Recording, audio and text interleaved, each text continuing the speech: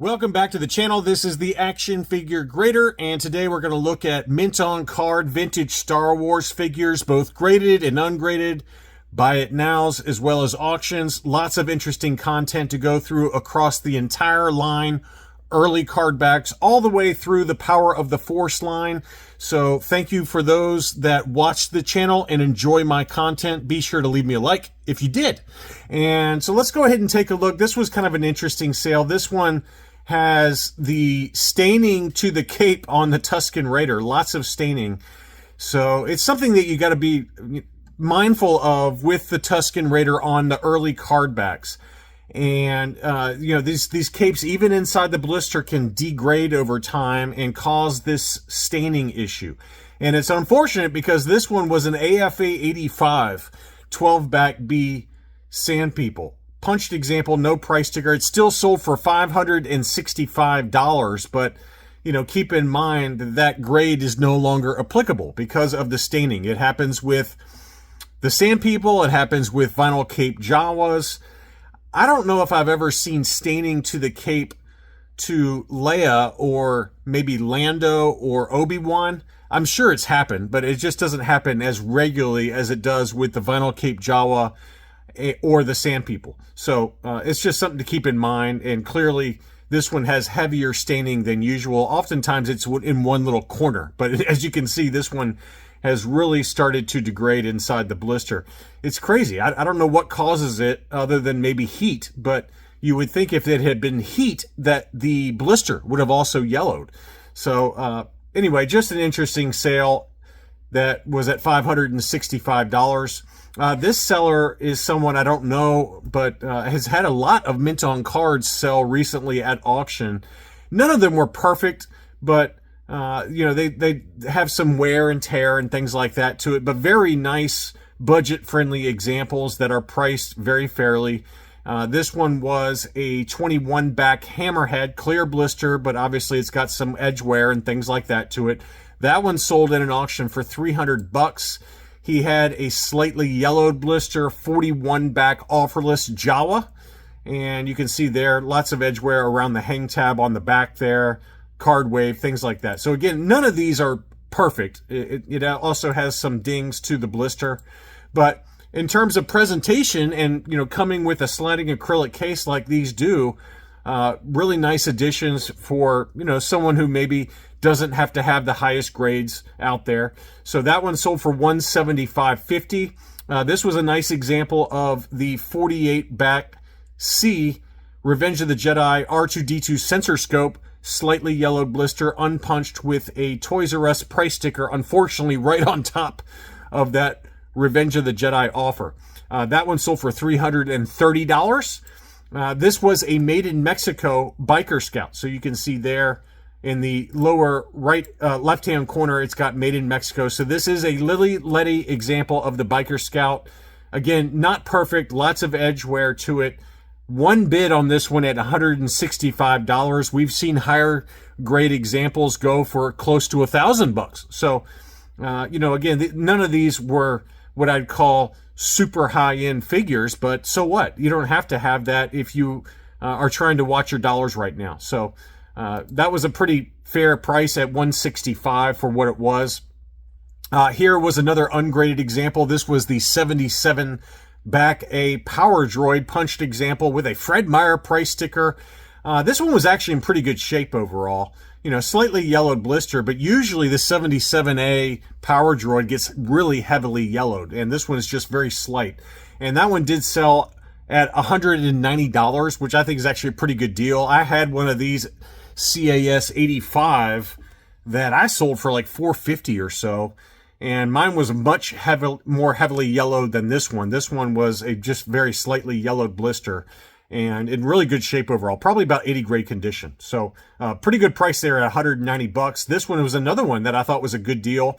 This was a 77A R5D4. It was very slightly yellowed blister, I think. It's hard to tell there, but to me, it looks like it's slightly yellowed. This is a good this is a good angle here where you can see it's very faint, but honestly, it's just so hard to find any Return of the Jedi R5D4s that are even in this condition for the blister, usually they really heavily yellow. Sometimes you can find it with the 65 backs where they're still very clear. But that one was a really nice example overall and sold for $316, which I thought was very fair. This close-up here does show a good example there where it's just very faintly yellowed on the blister. But great example, though, of the R5D4 on the Return of the Jedi card back for $316. That's a price that I think is very fair. This one was the Greedo 77 back, and this one was, I believe, the Made in Spain. So you can see there in the lower left-hand corner, similar to the Leti factory in Mexico that they made for the U.S. market. The Spanish PBP also made certain figures for the U.S. market, mainly the creature Cantina, the Cantina creatures. And the Greedo, unfortunately, the Spanish PVP blisters do usually yellow. I mean, I don't know if I've ever seen a Made in Spain 77 back where they have not yellowed. They almost always yellow. So Greedo is definitely one of those. And this one sold for $157.50, which actually was a pretty good deal in my mind for a foreign card back. Usually in high grade, they can go $450 to $550, if not even more than that, depending on unpunched and things like that. But for the condition that it's in, which is probably about a 75, maybe a low 80, $157.50 is a very, very good deal there. Here was an AFA 85 removable limbs C-3PO. Now, again, the label says it's a clear blister, but very clearly the blister has yellowed since grading. And this was a punched example with a price sticker in the upper right-hand corner. That was still sold for $390.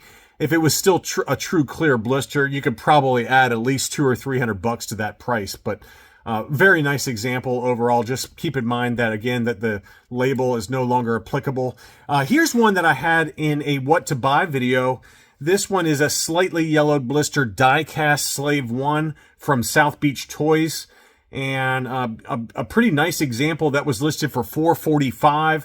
The best offer accepted on that was $400. So very, very nice. You know, again, it had a handwritten price tag in the upper right corner, but I think that price is still very fair for what it is, because in similar condition, I've seen them go $600 to $700 ungraded, and then obviously a lot more when you get into the high grades for the die-cast Slave 1. So pretty good deal there at $400.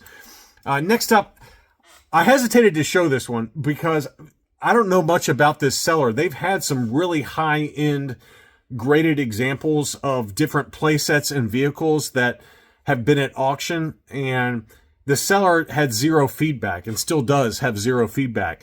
If you happen to be someone who has bid in this auction and won and received your item, let me know that, because I'd like to highlight their items more often. I just have been hesitant to include them in a what to buy video because it was a zero feedback seller. But this was a CAS 80 plus mint and seal box Jabba the Hutt action playset that sold for $502.68. The same seller also had some other high-end items, some mint on cards, some graded AT-AT, things like that, but they pulled them off once they, when it got close to the end of the auction, because they were, maybe worried about the price not being what they want. So again, I was a little hesitant to include their items in a what to buy video, or even in my Patreon buy it now alerts that I send to my Patreon supporters, just because there's no feedback for this seller yet. So if you happen to be someone who's bought either this item or anything else this seller has listed for sale recently, let me know in the comments. But that one did sell apparently for $502.68 on 13 bids. Here's a number of items. Speaking of my Patreon alerts, Jaybird had some buy it now items that I wanted to show you. I sent them out to my Patreon supporters this morning as of the making of this video, and they were snapped up immediately. So hopefully some of you were able to buy some of these. First is a 45 back IG88 unpunched with a Toys R Us price sticker. None of these were perfect. This one obviously had a lot of edge wear to it, but it is IG88 on a ESB card back. And to me, $244.95 is a steal of a deal for what it is. Probably in about 75 grade condition.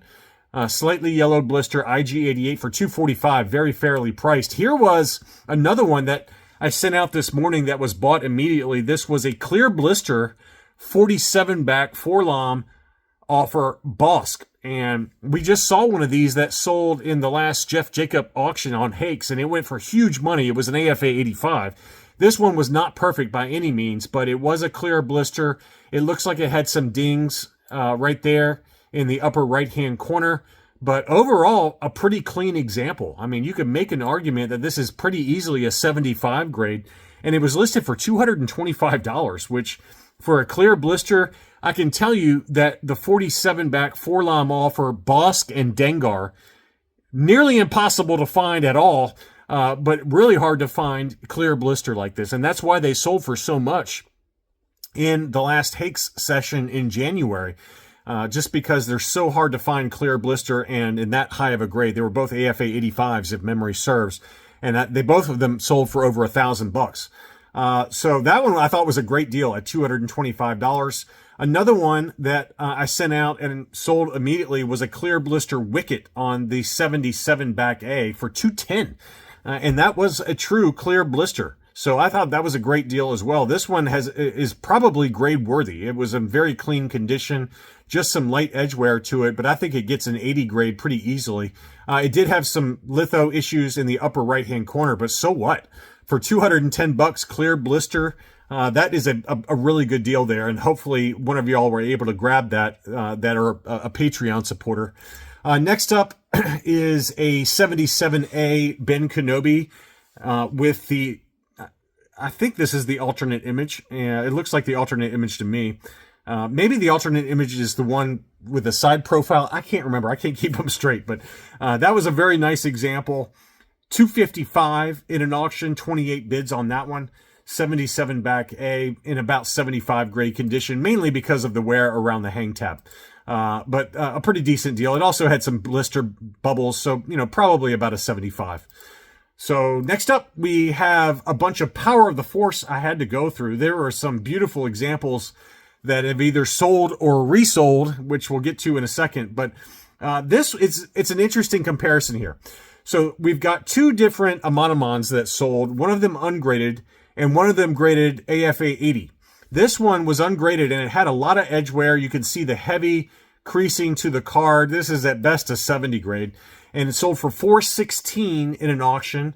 And then this one also sold in an auction that was an AFA 80, unpunched, with a Toys R Us price sticker that sold for less. It sold for $410. So pretty crazy comparison there. This one sold on February 9th. This one also sold on February 9th. So crazy that this one sold for more than the AFA 80 that sold for. So, you just never know what's going to happen in these auctions. The same seller as the AFA 80 Amonomon had a 75 plus Power of the Force C-3PO. That one sold for $371. And I think this is a relister, along with some others that we're going to get to at the end of the video. I don't know if it was a non-paying buyer or what, but that does happen sometimes with these big auction houses where people just, bid sometimes and then don't pay. But this one, I think, ended up selling for less. It was the other one sold for a little bit more, or this one sold for a little bit more. The first go around, it was relisted and sold for $371.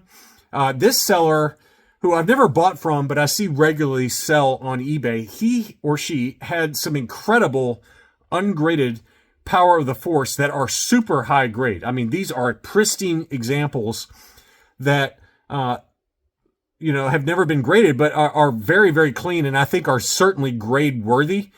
This one was the Luke Skywalker in Battle Poncho, unpunched, and that one sold for $560. This one, he did have a graded one. This one was an AFA 80 Luke X-Wing, unpunched.